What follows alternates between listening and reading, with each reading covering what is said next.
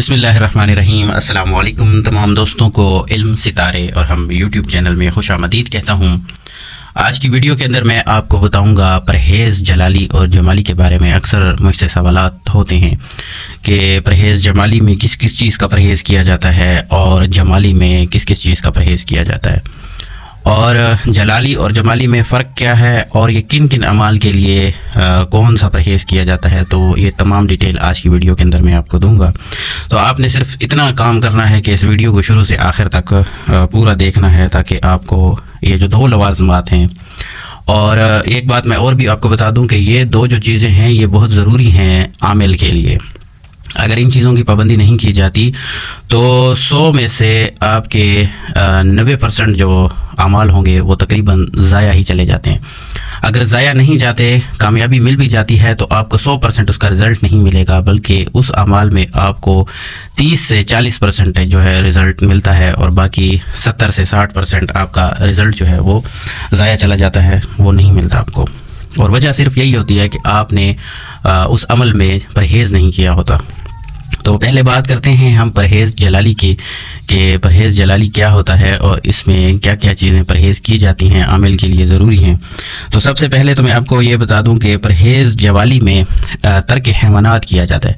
अच्छा, इसको तर्क हैवानात भी बाज़ औकात लिखा जाता है। बाज़ किताबों में आपने देखा होगा कि लिखा होगा किसी भी अमाल के साथ कि इस अमल को तर्क हैवानात करके आप करें, और बाज़ में लिखा होता है कि परहेज़ जलाली कर लें। तो ये दोनों चीज़ें एक ही हैं, तर्क हैवानात और परहेज़ जलाली। परहेज़ जलाली में तर्क हैवानात से मुराद ये है कि जितने भी जानवर हैं उनसे बनी हुई चीज़ें जितनी भी होंगी वो आप इस्तेमाल करना छोड़ देंगे।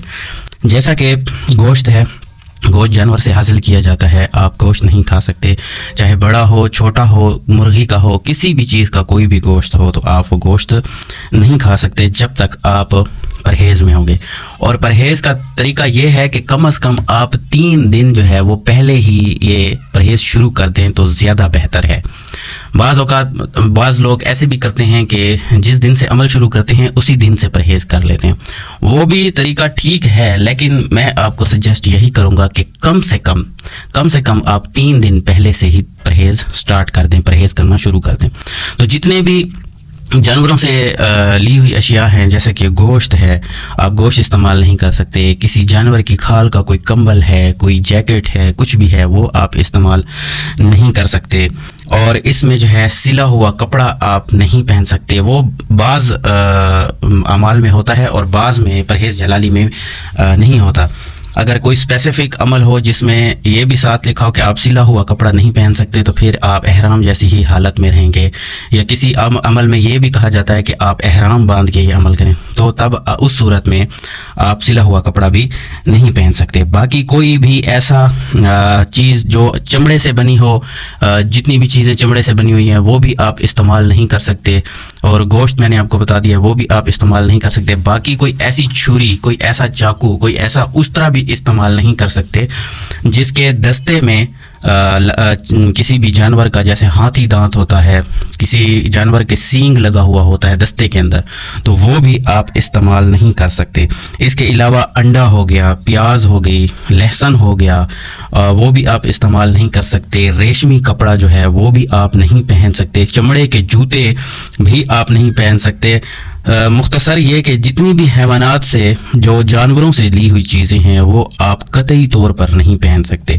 इसके अलावा आप जो है किसी किस्म का रोगन इस्तेमाल नहीं कर सकते, आप घी इस्तेमाल नहीं कर सकते, और इसी के साथ साथ आप अपने बाल जो है वो भी नहीं तराश सकते, नाखून भी नहीं तराश सकते। हाँ, सुन्नत मुताबिक जो बाल हैं, जो ज़ेर नाफ हैं, क्योंकि 41 दिन का अमल होगा, तो 41 दिन अगर आप ज़ेर नाफ भी बाल ना काटें तो सुन्नत के ख़िलाफ़ है। तो आप सही, इसका मतलब एक पूरा एहतमाम नहीं कर सकते, लेकिन बस जल्दी से ये आप अगर जो ज़ेर नाफ हैं वो आप रिमूव कर सकते हैं। इसके अलावा आप कोई अपने सर के बाल या कोई दूसरा बाल जिस्म का नहीं उखाड़ सकते, और नाखून भी आप नहीं तराश सकते।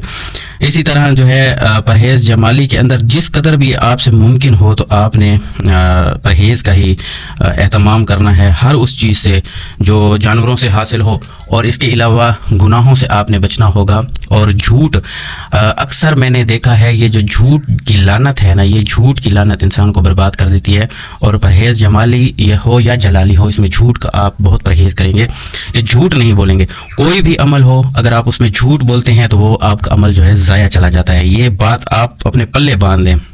کوئی بھی عمل کریں گے اس دوران آپ کوئی بھی جھوٹ بولیں گے، آپ سمجھ لیں کہ آپ نے اس کی جو طاقت ہے اپنے عمل کی وہ آدھی کر کے رکھ دی ہے. اسی کے ساتھ ساتھ آپ جو ہے آپ انبر استعمال نہیں کر سکتے. انبر بھی آپ کوئی قسم کا بھی انبر جو ہے کھانے میں استعمال نہیں کر سکتے.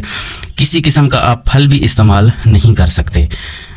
پرہیز جلالی کی میں بات ابھی کر رہا ہوں، جمالی کی میں آگے آپ کو بتاؤں گا. اس میں پھلوں کا بھی استعمال منع ہوتا ہے، کیونکہ پھلوں کے اوپر مکھیاں بیٹھتی ہیں اور وہ اپنے جو ہے اس کے اوپر گند وغیرہ کرتی ہیں، تو اس سے بھی آپ کو پرہیز کرنا ہوگا. ورنہ پھل کھا سکتے ہیں، لیکن یہ مکھیوں کی وجہ سے اکثر جو ہمارے پرانے بزرگ ہیں، جو پرانے عاملین حضرات تھے، وہ منع کرتے تھے کہ پھل وغیرہ بھی آپ نے استعمال نہیں کرنا. اور اسی کے ساتھ جو ہے اب باقی آپ نے عبادت میں رہنا ہے. جتنا بھی ٹائم آپ نے عمل کا کرنا ہے وہ پاکیزگی میں گزارنا ہے.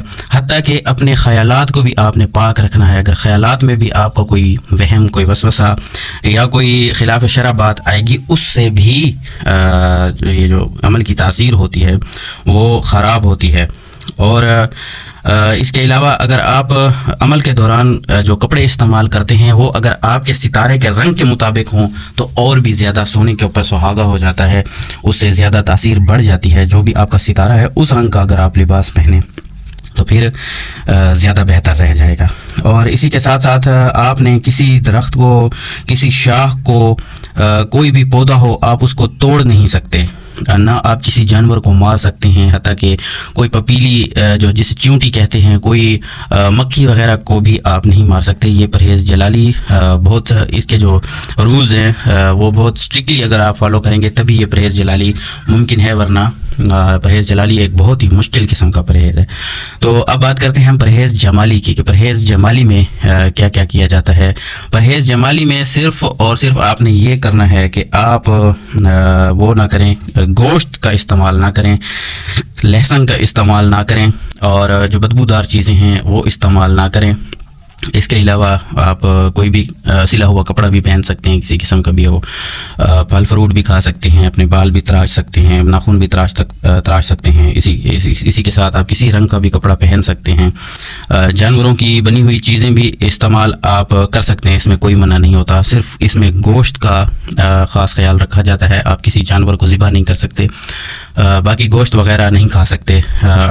باقی جتنی بھی پرہیز جلالی میں نے آپ کو پرہیز بتائے ہیں، جو چیزیں بتائی ہیں وہ تمام آپ کر سکتے ہیں گوشت کے علاوہ. اور باقی جو خلاف شرع چیزیں ہیں وہ تو آپ نے اسٹرکٹلی ان کو فالو کرنا ہوگا. اگر وہ نہیں کریں گے تو عمل میں تاثیر نہیں ہوگی. تو یہ تھے پرہیز جلالی اور جمالی. اب میں آپ کو یہ بتا دیتا ہوں کہ جلالی کن کاموں کے لیے کیا جاتا ہے اور جمالی کون سے اعمال کے لیے پرہیز کیے جاتے ہیں. تو ناظرین کو میں بتاتا چلوں کہ پرہیز جو جلالی ہے یہ ان اعمال کے لیے کیا جاتا ہے جو جلالی اعمال ہوتے ہیں. جتنے بھی جلالی اعمال ہیں، جتنے بھی آپ جلالی چلے کریں گے ان میں پرہیز جلالی کریں گے، اور جتنے بھی اعمال یا چلے آپ جمالی کریں گے ان میں آپ پرہیز جمالی کریں گے. تو یہ تھی پرہیز جلالی اور جمالی کی ڈیفینیشن. امید ہے آپ کو سمجھ آیا ہوگا. پھر ملیں گے نئی ویڈیو میں، تب تک کے لیے اللہ.